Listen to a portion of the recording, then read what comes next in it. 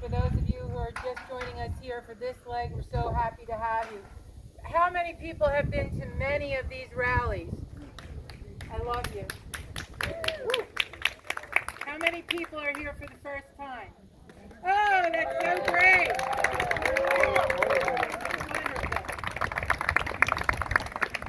I just want to say that when I was growing up, I used to hear stories from my parents about the countries my ancestors came from and how we got to the United States.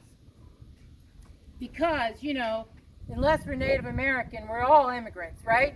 Right. We all came here on some ship or boat or plane. I heard those stories, and I heard that they faced some difficulties and how they overcame them. But my background is European, and my ancestors, assimilated.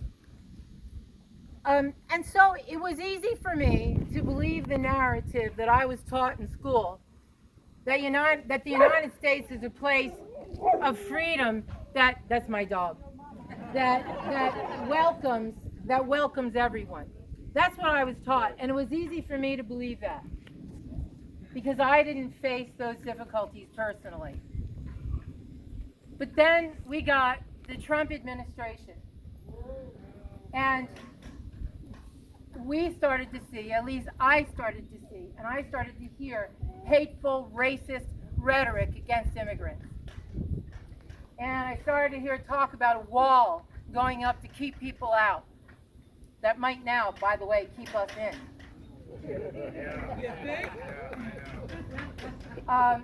And I saw, as a mother, I think maybe I really woke up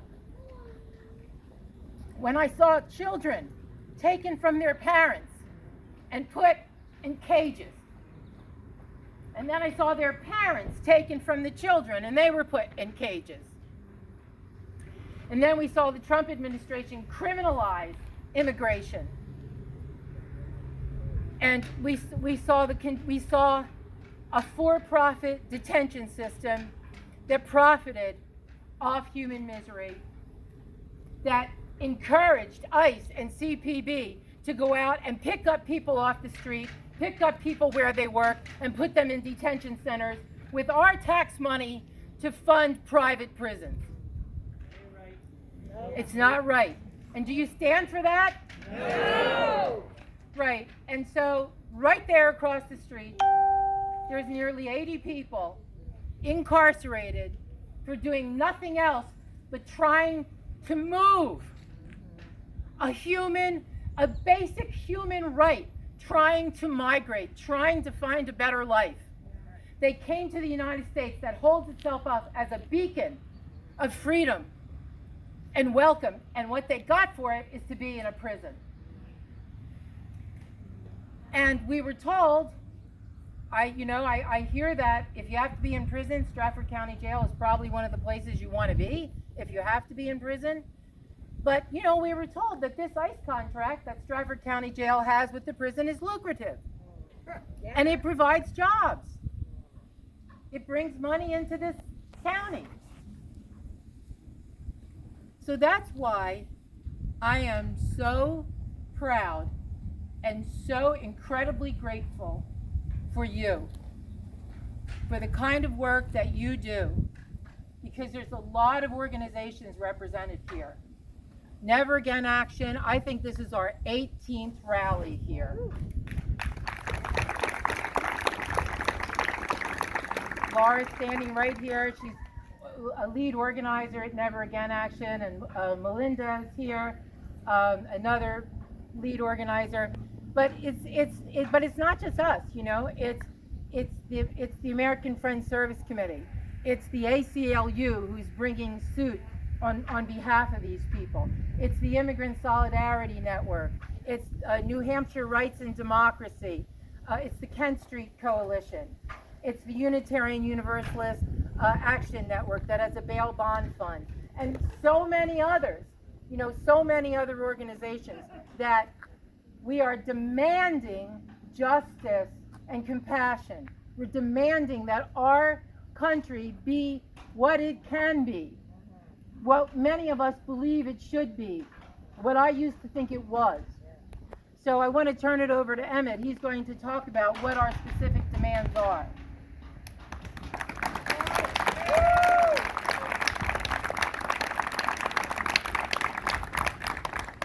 So as you all know, the work today is not just the culmination of days and weeks and months of work of immigrant rights leaders, of faith leaders, of immigrant justice organizations, but truly years and decades to bear witness to the abuse of power of these enforcement agencies. And as many of you know, today is not the end of the journey, it is actually the beginning of the work. And we with the Immigrant Solidarity Network thought it appropriate to make very clear what our demands are. We have very specific demands for the representatives in Congress that could actually do something about these agencies that harm our neighbors and harm our communities. And it's worth noting before I get into the demands that the very first step is having them at the table, making sure that our representatives listen to us, that they see us, and that they hear us. So as you listen to these demands, you are all encouraged to continue to hold your representatives accountable, to call them, to contact them, and let them know that immigrant justice is justice for all.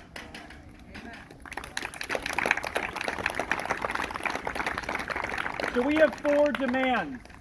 The first is to defund ICE and the CBP and instead invest in our communities. Specifically, we want to ask our members of Congress to significantly decrease the funding to the Immigration and Customs Enforcement and Customs and Border Patrol in the fiscal year 21 Department of Homeland Security Appropriations Bill.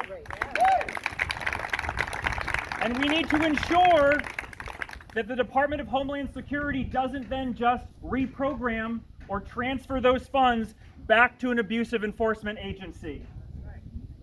These agencies do not deserve a dime of any coronavirus relief funding. That belongs to communities.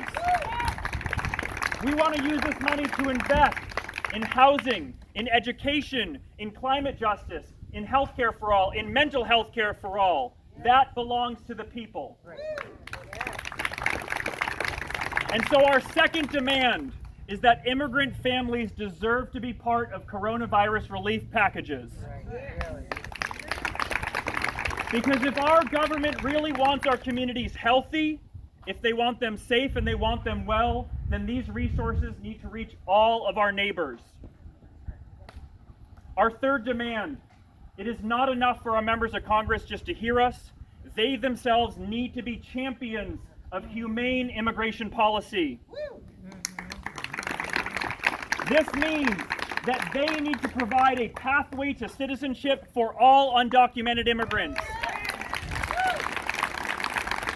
They need to provide protections and due process for anyone that seeks asylum in this country. And they need to put an end to detention and deportation and any policy that would separate families. And our fourth and final demand, which is in solidarity with the Black Lives Matter movement, is that we demand our members of Congress join us in working to dismantle white supremacy, white nationalism, and the anti-blackness that permeates our society. We demand that they put an end to the militarization response for people that are in pain, for people that are protesting, for people that are seeking change. And we reject the national security framework. And instead, we demand true public safety. Safety for the public, making our public and our communities well and healthy and resilient and strong so that all communities, especially Black communities, can live without the fear of being killed by the police. These are our demands, and our work is just beginning. So please use your voice. Bear witness to what is happening. This is 5 miles from my home. The immigrant crisis and the abuse of these agencies is here at our footsteps. It's here in our communities. You can use your voice, you can show up, and you can make our demands clear. Our fight is not over until our members of Congress are here with us, fighting for justice.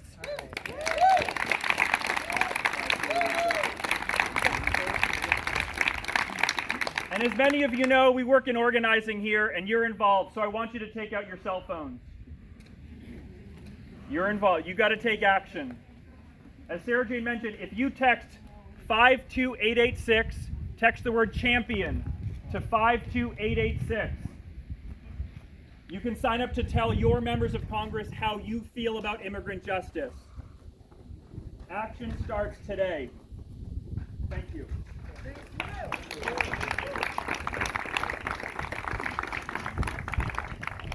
So I just want to say I thank you. That was so moving. I was at the asylum seekers camp in Matamoros and saw the absolutely inhumane conditions that were there and was very sadly moved by that.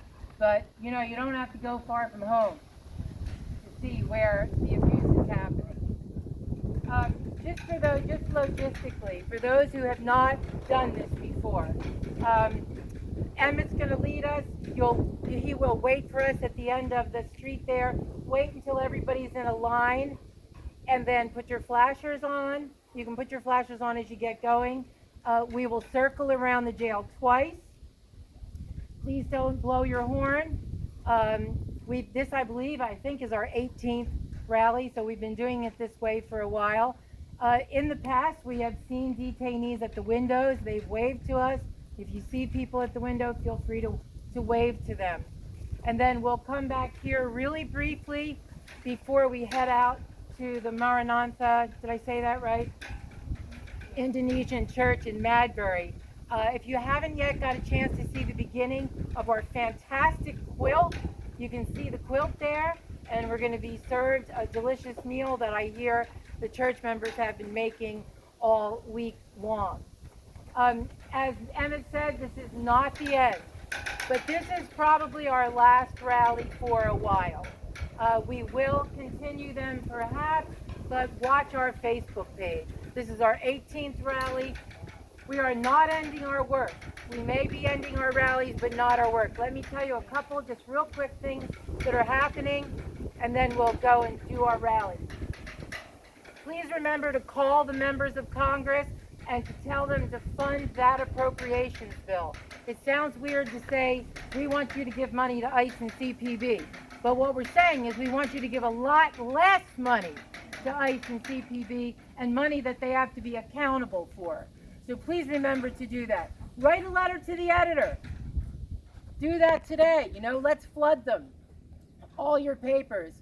On September the 2nd, from 6 to 8, several different groups, including Rights and Democracy New Hampshire, are going to lead a training on checkpoint intervention.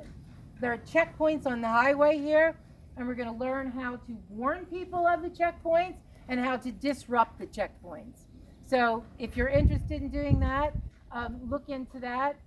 And if you want to, please, if you are able to, I meant to say, please contribute to the UU Action Network Bail Bond Fund. It helps to bail people out of prison. The bails are set at ridiculous amounts of money, like $7,000. And, you know, they are susceptible to COVID. So we want to get as many people out as we possibly can. So this might be our last rally, but let's make it our best. This is a movement. You know, we're not going anywhere, and we're going to continue, right? Yeah. All right, let's ride.